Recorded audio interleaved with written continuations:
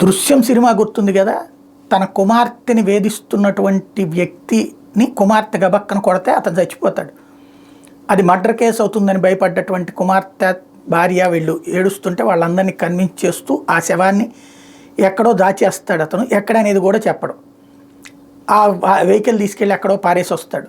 ఆ తర్వాతన అది దృశ్యం ఫస్ట్ సినిమాలో దాని మీద దర్యాప్తు జరిపితే ఫైనల్గా వాళ్ళదేం లేదని తేల్చేయడం, కోర్టు కూడా వాళ్ళని విముక్తి చేయడం జరుగుతుంది.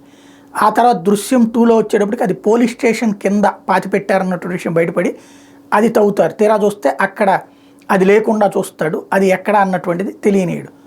ఇప్పుడు అట్లాంటి సంఘటనే చోటు చేసుకుందా ఏంటనేది తెలియలేదు. చీరాల్లో జరిగినటువంటి ఒక ఉదంతం సంచలనం సృష్టిస్తుంది. నిర్మాణంలో ఉన్న ఇంటి బేస్మెంట్లో ఇసుక పోస్తుంటే గుర్తు తెలియని ఓ వ్యక్తి మృతదేహం బయటపడింది. ఇది ఒక్కసారిగా సంచలనం సృష్టించింది. బాపట్ల జిల్లా చీరాల మండలంలోని ఈపురపాలెం పద్మనాభునిపేటకు చెందిన ఓ వ్యక్తి కొత్తగా ఇల్లు నిర్మాణం చేస్తున్నాడు. బేస్మెంట్లో ఇసుక నింపేందుకు గ్రామానికి చెందిన కొంతమంది అక్రమ క్వారీల నుంచి ఇసుకను ప్రొక్లైనర్ల ద్వారా ట్రాక్టర్లు గురువారం అర్ధరాత్రి పద్మనాభునిపేటకి తరలించారు. అయితే శుక్రవారం ఉదయం కూలీలు ఇసుకని ఇంటి బేస్మెంట్లో పోస్తుంటే తలా ఒక చేయలేని 30 ఏళ్లలోపు వయసు ఉన్న వ్యక్తి మృతదేహం బయటపడింది. దీంతో భయాందోళన చెందిన ఇంటి యజమాని ఇసుక పోసిన వాళ్ళకి సమాచారం అందించాడు. దీని మీద సమాచారం అందుకున్న rural CI Satyanarayana, SI Shivakumar ఘటనా స్థలానికి చేరుకుని వివరాలు సేకరించారు. కేసు దర్యాప్తు చేయడంతో పాటుగా మృతదేహాన్ని పోస్టు మార్టం నిమిత్తం చీరాల ఏరియా వైద్యశాలకు పంపించారు.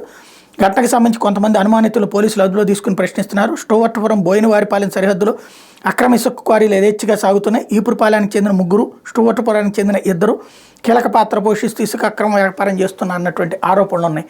ఇప్పుడు ఆ వ్యక్తి ఎవరన్నది తేలాలి.